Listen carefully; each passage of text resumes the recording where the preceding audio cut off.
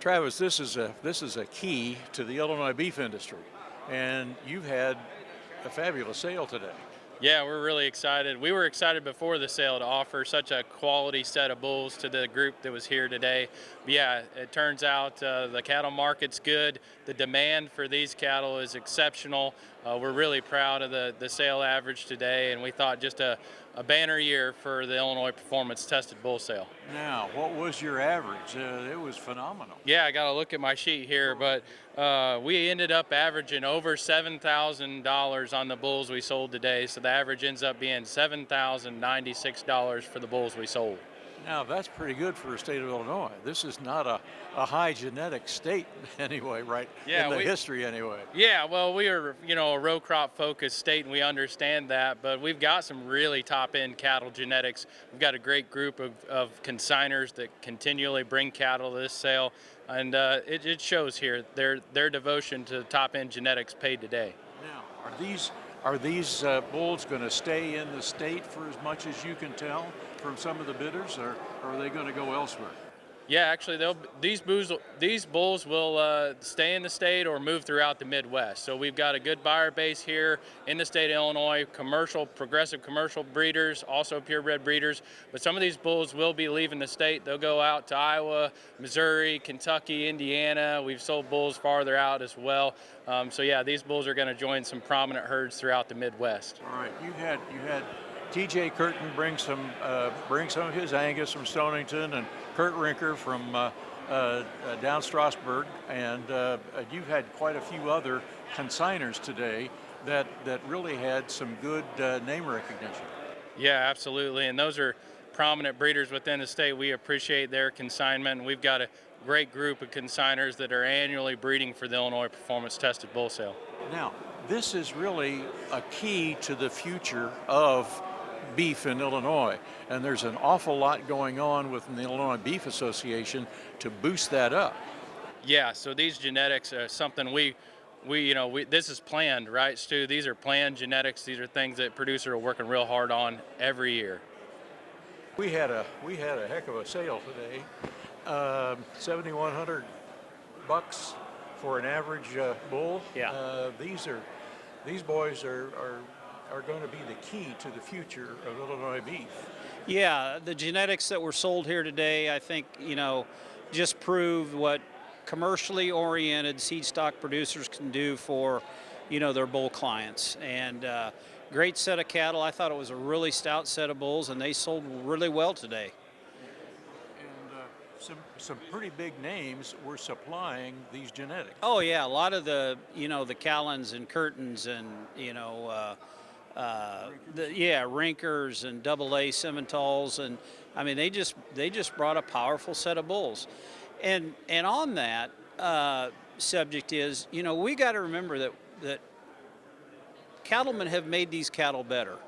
We've added to marbling, we've added to lean yield. Cattlemen have just made these cattle better.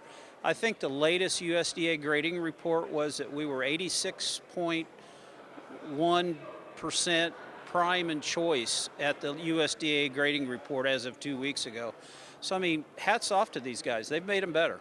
And it's a better eating experience for the consumer. That's right. And that's what the consumer is going to be the beneficiary here today with a much better product in the meat case. Absolutely. I believe the all fresh beef price for the month of January was $8.15. That's an all-time high.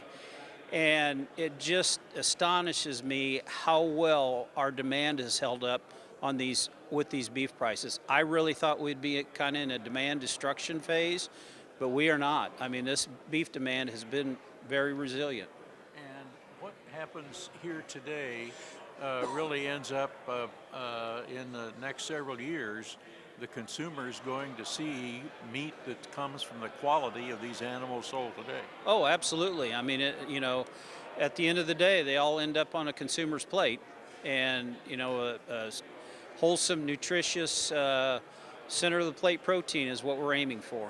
Now, Illinois Beef Association's got something I think is just fascinating with the Showcase project. Right. And we've started, was announced last summer. We've started in the first half of it, and Dr. McCann at the university, he's been feeding some calves, and it's all going to come in an opportunity here this summer to see just exactly the quality of meat that we can produce in Illinois. Right. You know, this all goes back. It was actually the brainchild of one of our Board of Governors members, Thad Tharp, up in Monmouth. And he had some friends out in Iowa that were participated in their program, their beef carcass contest out there. We were told by many people that we wouldn't get 5 head to do this. We ended up with 25. I tell you, commercial cattlemen and purebred breeders came together on this. We ended up with 25.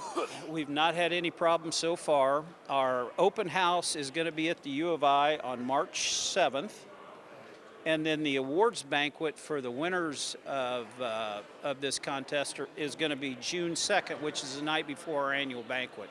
Now, for the people who are not real sure what we're talking about, tell me what this is so that the consumer will know and the cattleman will know if they're not real familiar with this showcase venture. We asked producers in the state to donate a steer. Roughly about a 750-pound steer.